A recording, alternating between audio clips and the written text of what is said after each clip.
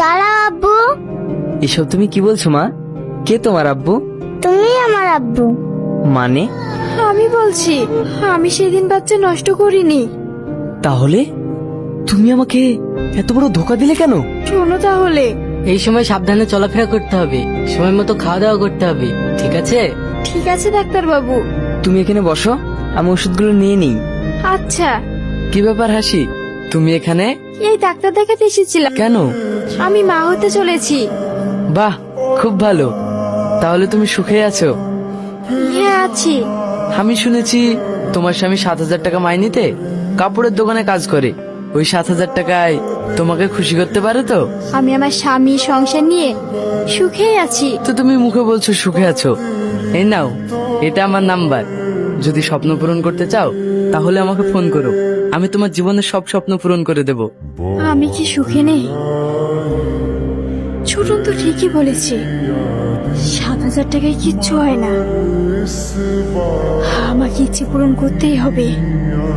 জীবনে ভালোভাবে বাঁচতে হলে অনেক টাকা দরকার, যেটা সেই মেয়ের কাছে নেই, ছোটনের কাছে আছে। হ্যালো। তুমি কি সত্যি আমাকে বিয়ে করবে? হ্যাঁ, আমি তোমাকে বিয়ে করার জন্য সব সময় প্রস্তুত। কিন্তু আমি যে অন্তঃসত্ত্বা। তাতে কি হয়েছে? আমি তোমার সাথে তোমার বাচ্চাকেও আপন করে নেব। ঠিক আছে, তাহলে তুমি আব্বুকে বলে আমাকে এখান থেকে নিয়ে যাও। ওকে। তারপর সেদিন রাতে আমি ছোটনের সঙ্গে চলে যাই। আসলে আমি বাচ্চাটা নষ্ট করিনি।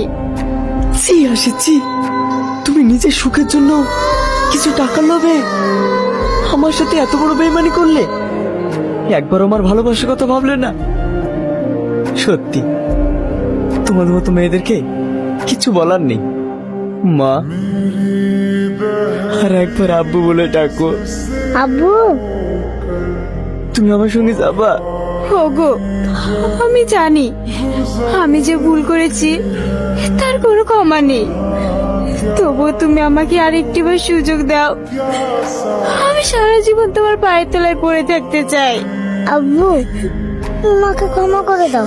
তোমাদের দুজনের সাথেই থাকতে চাই। আমি আমার মেয়ের মুখের দিকে তাকিয়ে তোমাকে ক্ষমা করে দিলাম। চ মা।